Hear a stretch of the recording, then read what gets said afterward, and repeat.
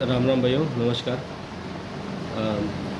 आजकल हमारे ऑनरेबल जो सुप्रीम कोर्ट के माननीय हैं वो अलग ही नशे में घूम रहे हैं।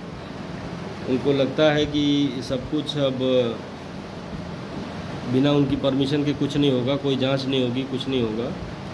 ऐसा मैं इसलिए कह रहा हूँ क्योंकि कल हियरिंग हो रही थी सुप्रीम कोर्ट में छत्तीसगढ़ लिकर स्कैम की। जैसे दिल्ली में हुआ था ठीक वैसा ही कुछ छत्तीसगढ़ में उससे बड़ा हुआ है।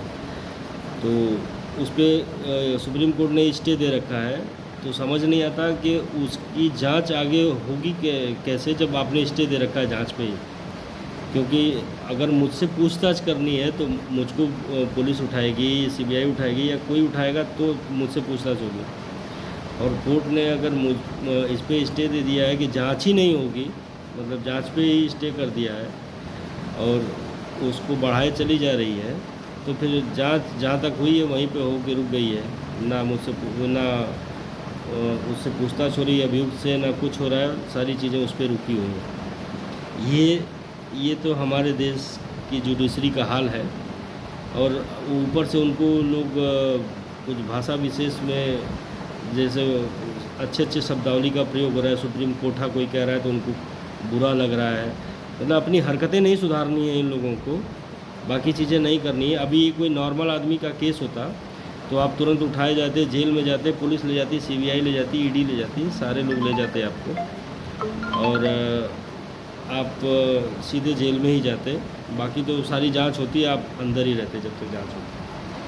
तो और उसके बाद इसके अलावा फिर जैसा कि हमारे पड़ोसी देश पाकिस्तान में भी के बारे में भी हमको बात करनी थी। इन्होंने क्या किया हुआ है कि वहाँ का जो एक्स प्राइम मिनिस्टर है जिसको जेल में डाला हुआ है, कल एक रिपोर्ट आउट हुई है कि वहाँ के ex prime minister Imran Khan का बलात्कार हो गया है जेल के अंदर।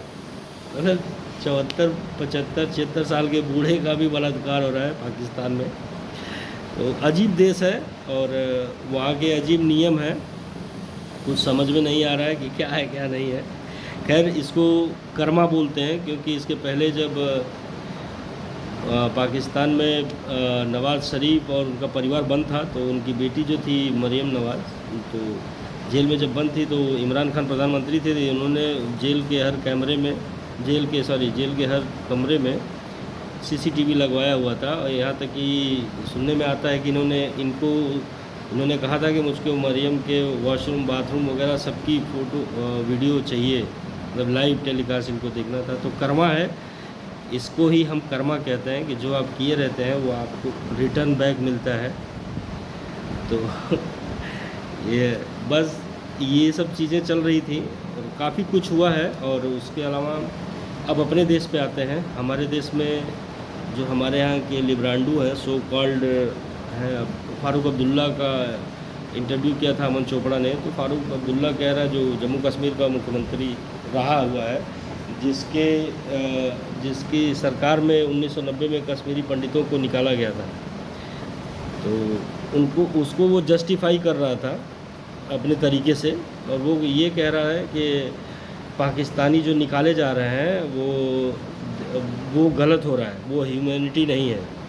उसको इससे नहीं मतलब है कि देश में किस तरीके का उनके रहने की वजह से देश को क्या नुकसान है, इन सारी बातों से मतलब नहीं है।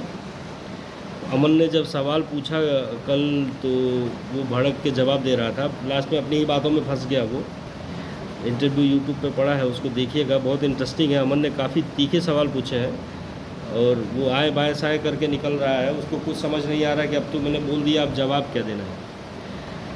इस टाइप के नेता हमारे देश में हैं, तो हमको बाहर ढूंढने की ज़रूरत नहीं। अब समझ में आता है कि जम्मू और कश्मीर में जो चीज़ें होती हैं उनमें इनका कितना रोल होता है। बहरहाल ठीक है,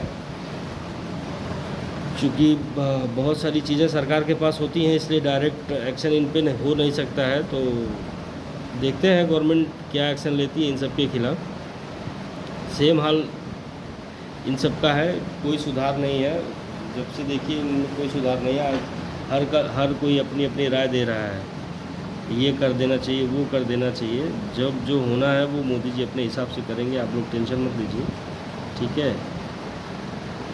अभी तो एंजॉय करिए पाकिस्तान के अंदर जो चीज़ें हो रही हैं, और जल्दी से जल्दी एक्शन होगा, बहुत जल्द होगा, उसके लिए आप निश्चिंत रहिए। ठीक है, बाकी कुछ आता है तो मैं बताता हूँ। जय श्री राम।